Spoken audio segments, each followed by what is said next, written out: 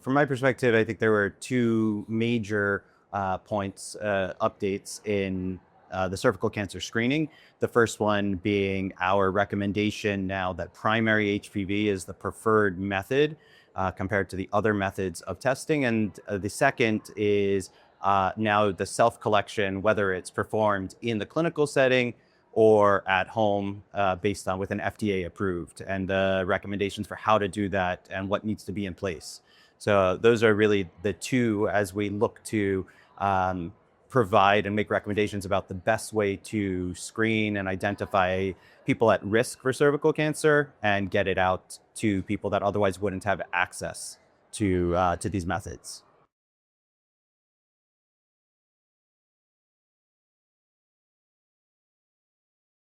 For primary clinician-collected primary HPV testing, the testing equipment, the way you do the exam is exactly the same as a co-test. Use the same materials, collect it in the same way.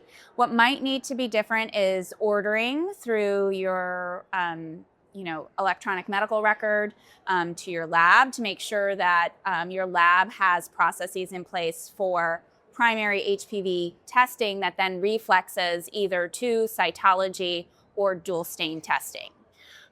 So ensuring that those workflows are set up before starting with primary HPV testing is very important. As it relates to self-testing, those are totally different workflows. There are self-testing kits that are available for patients to do either in the clinician office or in a hospital or health system laboratory.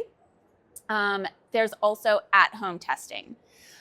Certainly one of the most important things about our qualified recommendation from ACOG was that we need to make sure there is appropriate notification and follow-up workflows for patients that have either normal tests so that they can be aware of their normal test result and when they need to follow up again for another test, but also, and even more importantly, is follow up for that abnormal test result because they will need additional screening tests or potentially colposcopy to evaluate that result. I think it's going to be really unique to every physician and OBGYN practice and primary care practice. I think throughout the country, there's a lot of different settings where patients receive care, whether they're receiving care in an FQHC, in a hospital health system clinic, or potentially in an area like Planned Parenthood, those sorts of things. There needs to be individualized, that kind of gets into the implementation science of all of these findings, is that, we can say these are recommended tests or screening strategies, but how those get implemented in all the different areas of care is going to have to really be based upon what are the opportunities in this area, what are the resources that are needed, and how do those practices work. There was a need for ACOG to come out with a statement and recommendations about self-collection. So self-collection has been approved for well over a year now, and the ACOG members were asking for what to do with this. So even if all the processes and the implementation and the systems, we don't have all those answers, we had to at least begin to give recommendations. Otherwise, we'd fall years behind.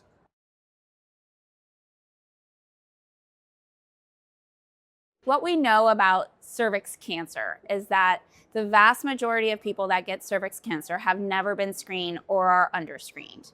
And so for years, we've been studying and testing and thinking about screening strategies that can reach out to those patients that have never been screened or are underscreened. And many people are hoping that by having a self-testing option, that we'll be able to reach patients that may have not been screened or screened with regularity in the past. There's a lot of reasons why patients don't get cervix cancer screening. Some of them have limited or no access to health care or do not have health insurance. Others are very hesitant to see a physician for fear of the exam. They have a history of trauma or concerns about the exam. Others just are in general hesitant or mistrustful of healthcare. And so self-testing really is an opportunity for certain patients to feel empowered to do something about their health, get screening as it is recommended, and identify if they are at high risk.